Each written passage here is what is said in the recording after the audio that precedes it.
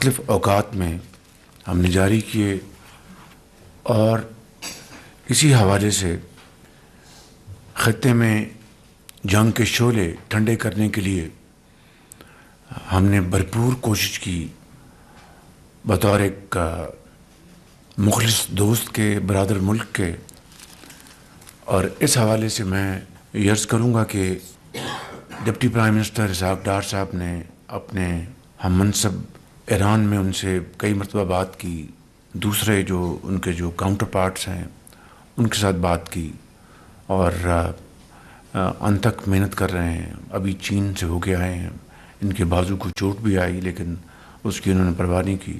اور اسی طریقے سے فیلڈ مارشل صاحب نے اس حوالے سے کلیدی کردار ادا کیا اور کر رہے ہیں. اور اس حوالے سے میں سمجھتا ہوں کہ الحمدللہ مجھے یہ کہنے میں کوئی باک نہیں کہ پاکستان نے اس جنگ کو بند کرانے کے لیے اور سیز فائر کرانے کے لیے حتی المقدور کوشش کی ہے. باقی اللہ تعالیٰ کے ہاتھ میں ہے.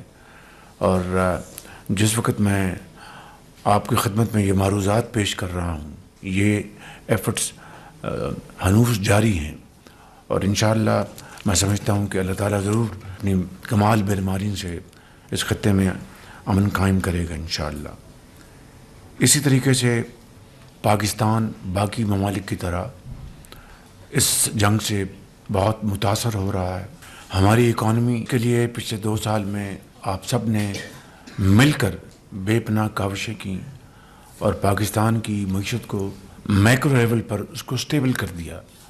اب اس وقت ترقی اور خوشحالی کا وقت آ چکا ہے، لیکن بدقسمتی سے اس جنگ کے نتیجے میں ہمیں معاشی طور پر بے پناہ مشکلات کا آج سامنا ہے.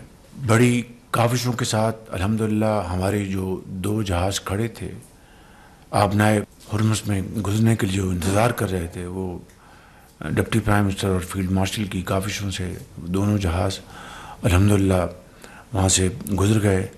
اور ابھی حالیہ دنوں میں پھر 20 جہازوں کا پاکستانی جھنڈے کے ساتھ کا انتظام کیا ہے، جو کہ انشاءاللہ اس کے لیے بھی آئندہ چند دنوں میں پیش رفت ہوگی. جو ہی جنگ کے سائے منڈانے لگے، میں نے یہاں پر میٹنگز کی، اور پھر ہماری ٹیم 4 صوبوں میں محترم وزراء اعلیٰ سے انہوں نے جا کے میٹنگز کی. لاہور میں چیف منسٹر پنجاب مریم نواز صاحبہ سے، سندھ میں شاہ صاحب سے، کے پی اور بلوچستان میں جا کے، اور پوری ان کو صورتحال کی آگاہی کی.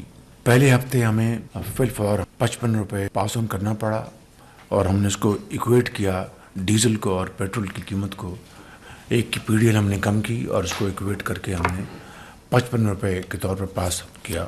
پاکستان کے محنتی دہقاں، مزدور، دکاندار، ان کے لیے بے پناہ ایک معاشی بوجھ تھا جو کہ انہوں نے ایبزارب کیا. اللہ تعالیٰ کے فضل و کرم سے آپ کی سب کی اجتماعی اور بھرپور کاوشوں سے ہم نے وقت کے اوپر ہم نے یہ ساری چیزوں کو جانچا، ڈیبیٹ کیا، اور اس کے لیے ہم نے اقدامات اٹھائے. کیبنٹ کی 2 مہینے کی تنخواہ جو ہے وہ انہوں نے والنٹریلی انہوں نے سرنڈر کی. تیل کی جو کنزمپشن ہے اس میں 50% کی کٹوتی لگائی.